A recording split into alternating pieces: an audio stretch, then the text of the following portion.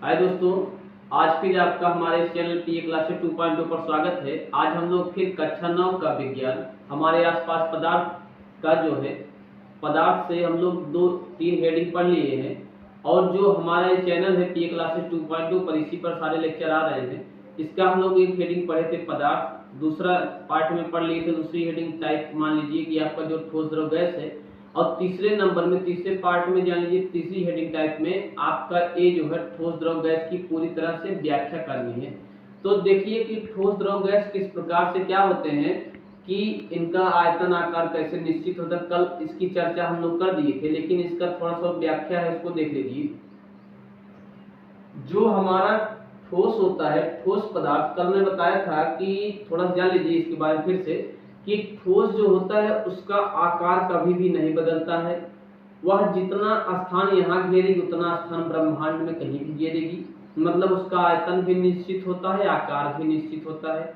अब आइए गैस पर देखिए कि गैस जो होता है उसका कोई भी आकार नहीं रहता। जिस बर्तन में रखते हैं उसी बर्तन के आकार के जैसा दिखाई देता है। मतलब आकार उसका क्या हो जाता है, अनिश्चित। लेकिन आयतन क्या होता है उसका निश्चित होता है। अगर बोतल में 1 लीटर पानी की जगह घेरती है, तो अगर हम लोग कढ़ाई में रख देंगे तब भी 1 लीटर की जगह घेरेगी। लेकिन जो ये हमारे पास गैस है, इसका न तो आकार निश्चित होता है न तो आयतन निश्चित होता है, दोनों क्या होते हैं, अनिश्चित होते हैं। अब इसके बारे में थोड़ी और चर्चा जान लीजिए। मान लीजिए हमारे पास एक ठोस की व्याख्या करने लायक दो चीज ये है। मान लीजिए कि दो कण हैं जो पास पास से एक दूसरे के सटे हुए हैं। अब दो कण अगर होंगे तो जाहिर सी बात है कि इनके बीच अगर सटे हैं, ठोस हैं, तो इनके बीच जो आणविक बल लगेगा, आकर्षण बल लगेगा, अंतराणविक बल लगेगा, वह क्या होगा, बहुत ही ज्यादा होगा। ये दोनों कण जो है एक दूसरे से बहुत ज्यादा सटे हुए हैं, तो इनके बीच जो आकर्षण बल है बहुत ज्यादा लगा है। इनके बीच जो आकर्षण बल है क्या हो जाएगा, बहुत ज्यादा लगा है। अंतराणविक आकर्षण बल, अंतराणविक आकर्षण बल।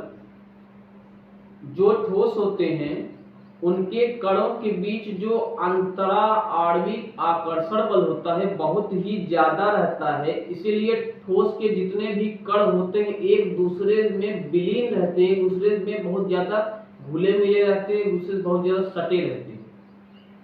सभी लोग जानते हैं कि जैसे मान लीजिए कि ले लीजिए चाक का एक टुकड़ा ले लीजिए, वो चाक के जितने भी टुकड़े हैं एक दूसरे से बहुत सटे हुए हैं, एक दूसरे से बहुत मिले हुए हैं, उनके बीच अंतराणविक आकर्षण बल काम करता है। जैसे चाक को तोड़ करके हम लोग थोड़ा सा उसको दबाते हैं, अलग करना चाहते हैं, सारे कण क्या हो जाते हैं, अलग अलग होकर बिखर कर उड़ने लगते हैं। वही जो होते हैं हमारे परमाणु अणु होते हैं। अब उन्हीं से मिलकर एक बहुत बड़ा क्या बनाया जाता है, पदार्थ बनाया जाता है। और जो देखिए अगर दो कण हमारे पास एकदम एक दूसरे से सटे हुए हैं, ठोस ठोस जानते रहिए कि जितने भी ठोस के कण होते हैं एक दूसरे में बहुत ज्यादा विलीन होते हैं, बहुत ही ज्यादा सटे रहते हैं। मतलब इनके बीच जो अंतराणविक आकर्षण बल है वह बहुत ज्यादा होता है। अंतराणविक आकर्षण बल क्या होता है, बहुत ज्यादा होता है। इसीलिए इनके जितने भी कण होते हैं ठोस के एक दूसरे से बहुत ज्यादा सटे होते हैं। अब एक बात और ध्यान दीजिए, इनके बीच आकर्षण बल तो बहुत ज्यादा होता है, लेकिन इनकी जो दूरी है एक दूसरे के बहुत नजदीक, मतलब दूरी क्या होती है इनकी, कम होती है। दूरी क्या होती है इनकी, कम होती है। मतलब ये है कि अगर दो लोग पास पास बैठे हैं एक दूसरे से सटकर, तो उनके बीच जो बल लगेगा खींचने वाला चाहे धक्का देने वाला क्या होगा, बहुत ज्यादा होगा। लेकिन उनकी दूरी क्या हो जाएगी, बहुत कम हो जाएगी, क्योंकि पास पास बैठे हैं। ठीक उसी प्रकार जितने भी ठोस के कण होते हैं उनके बीच जो है अंतराणविक आकर्षण बल जो लगता है बहुत ज्यादा लगता है। इसीलिए वे एक दूसरे से अलग जल्दी नहीं हो पाते हैं, बहुत दूर नहीं जा पाते हैं। और दूसरी बात, इनके बीच अंतरा आणविक आकर्षण बल बहुत ज्यादा होता है, जिसके कारण एक दूसरे से सटे होते हैं, और सटे होने के कारण इनके बीच की जो दूरी होती है क्या होती है, कम होती है। पहली बात हो गई हमारे पास। और देखिए कि जो ठोस के अणु होते हैं, कण होते हैं, वे इधर उधर गति नहीं कर पाते हैं। कहने को तो गति ठोस द्रव गैस तीनों करते हैं, लेकिन ठोस का गति आप लोग नहीं देख पाएंगे। द्रव की गति आप लोग देख सकते हैं, द्रव चलती है, उसमें सब लोग पानी बहता है, जैसे हवा भी बहता है, उसकी गति तो देखी जा सकती है, लेकिन ठोस की गति नहीं देखी जा सकती। ठोस भी गति करती है, लेकिन हम लोग अनुभव इतनी जल्दी नहीं कर पाते। तो ठोस के जो कण होते हैं उनका आकार निश्चित होता है, आयतन भी निश्चित होता है। इनके बीच लगने वाला अंतरा आणविक आकर्षण बल बहुत ज्यादा होता है, और इनके बीच जो दूरी होगी बहुत ही कम होगी, क्योंकि दोनों एक दूसरे से बहुत ज्यादा सटे हुए हैं, तो एकदम दूरी कम हो गई ना। और दूसरी बात कि अंतरा आणविक आकर्षण बल का मतलब ये होता है कि इन अणुओं के, कणों के बीच का जो बल लगता है, ये नहीं है कि हम लोग दो कण ले लिए सटा रहे हैं एकदम से, तो सटने पर हम बाह्य बल ना लगे, अंदर वाला बल लगे, उसे ही कहेंगे अंतरा आणविक आकर्षण बल। इन अणुओं का जो आंतरिक बल है, उसके कारण जो अणु सटे हुए एक दूसरे से, उसे ही कहेंगे अंतरा आणविक आकर्षण बल। तो इनके बीच सटने के कारण एक दूसरे से अंतरा आणविक आकर्षण बल क्या होता है, बहुत ही ज्यादा होता है, जिससे जितने भी कण होते हैं ठोस के एक दूसरे से बहुत ज्यादा सटे होते हैं, और दूरी एकदम कम होती। जब एकदम सटे हुए हैं तो दूरी कहाँ रह जाए, दूर थोड़ी गए हैं, एकदम एक दूसरे से सटे हुए, दूरी एकदम कम हो जाती है। और एक बात कि ये जो हमारे पास ठोस होते हैं, एक ही जगह स्थित रहना चाहते हैं, और रहेंगे भी, हम लोग देखते भी। आप कोई भी ले लीजिए, ये जो है डस्टर ले लीजिए, अगर इसको कहीं पर रखते हैं तो लगता है वहीं का वहीं, आज कहीं रख दीजिए, कल देखिए तो ये भी दिखेगा वहीं कि डस्टर जो है वहीं का वहीं पड़ा है। मतलब इनकी स्थितिज ऊर्जा, स्थित रहने की जो ऊर्जा है, स्थित रहने की एक जगह जो क्षमता है बहुत ज्यादा होती है। इनकी जो स्थितिज ऊर्जा होती है बहुत ज्यादा होती है। समझ में आया दोस्तों?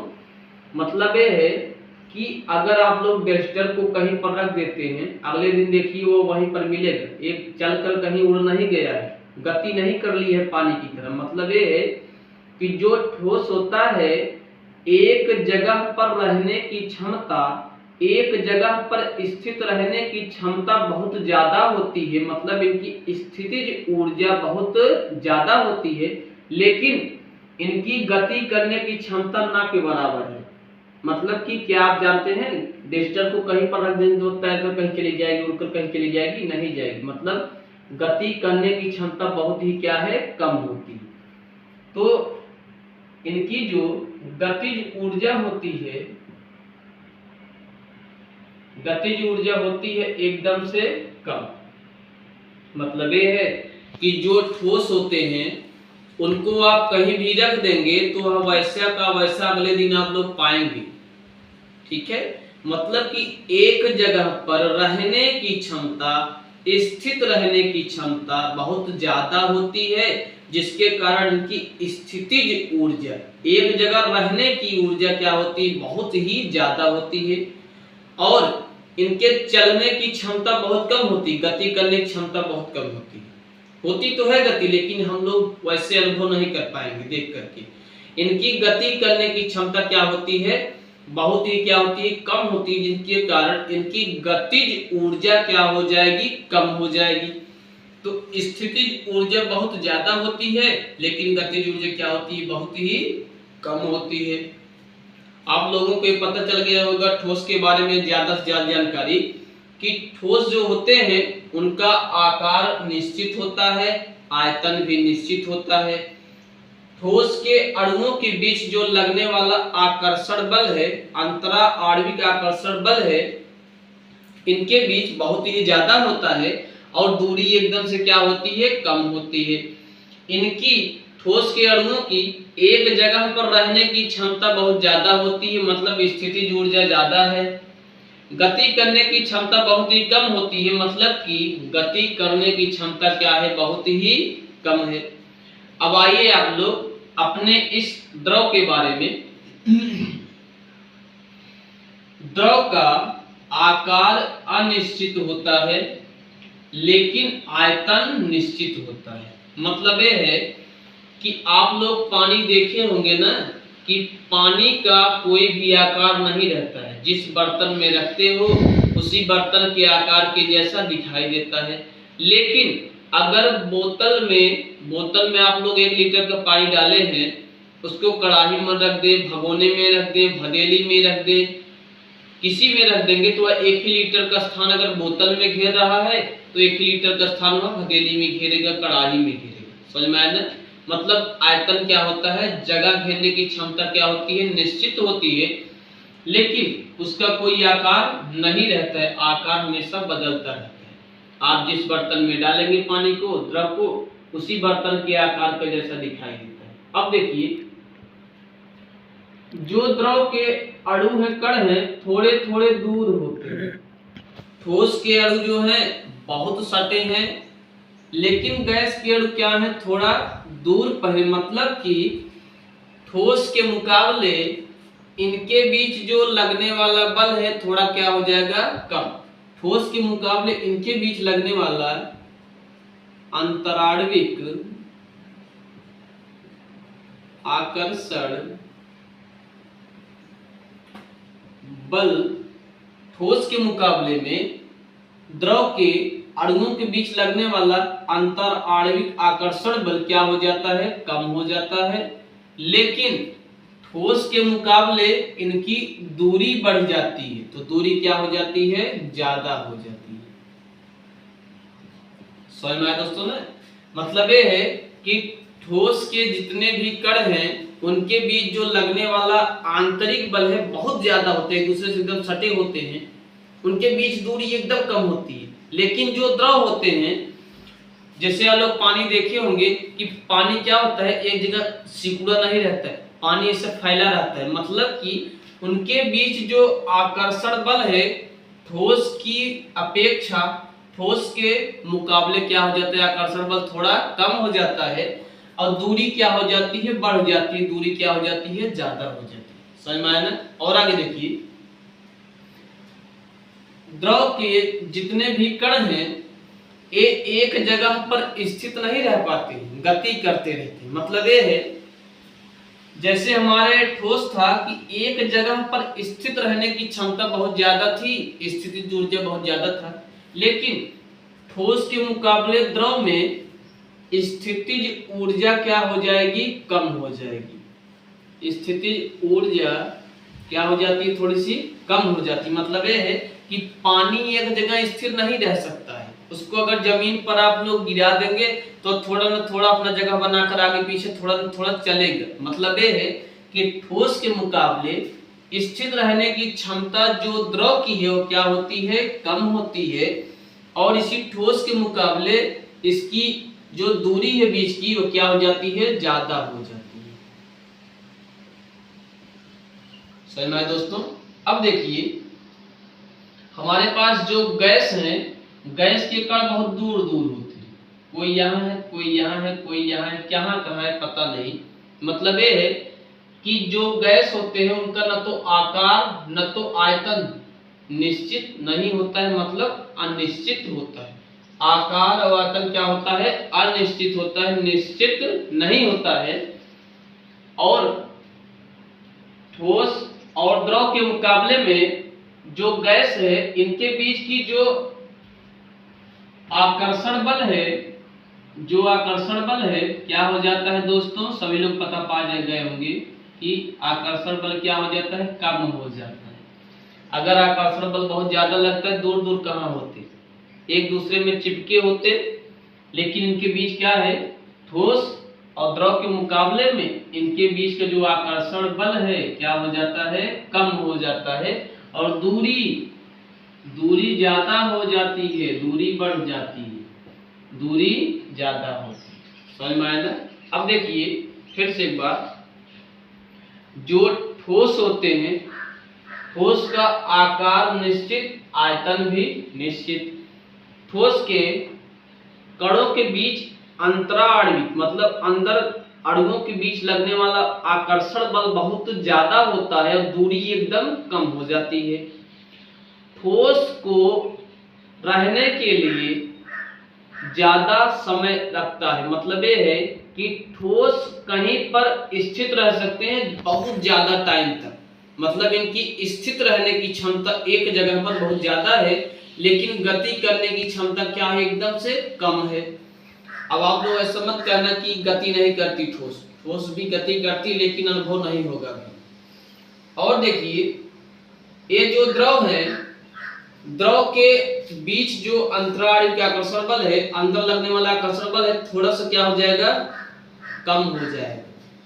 ठोस के कण एक दूसरे से सटे हुए हैं, अंतराणविक आकर्षण बल बहुत ज्यादा।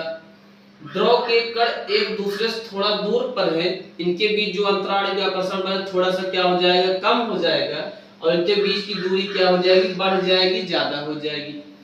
और ठोस के मुकाबले में जो द्रव है, ठोस के मुकाबले में जो द्रव है, इसकी स्थितिज ऊर्जा कम हो जाती है, एक जगह पर रहने की क्षमता कम हो जाएगी, और इनकी दूरी क्या हो जाती है, बढ़ जाती है। और इन दोनों के मुकाबले में, ठोस के मुकाबले में, द्रव के मुकाबले में जो ये गैस है, इनके बीच लगने वाला आकर्षण बल बहुत कम हो जाता है। तभी तो दूर दूर है, कोई यहाँ है, कोई वहां है, कोई वहां है, कोई वहां है, इनके बीच आकर्षण बल बहुत कम हो जाता है और दूरी क्या हो जाती है, ज्यादा हो जाती है, बढ़ जाती है। समझ में आया ना? तो इसी के साथ देखिए कि हमारा इस चैनल जो है पीए क्लासेस 2.0 को ज्यादा से ज्यादा लाइक शेयर सब्सक्राइब कीजिए और हमारे चैनल का ग्रोथ कीजिए। नमस्कार दोस्तों।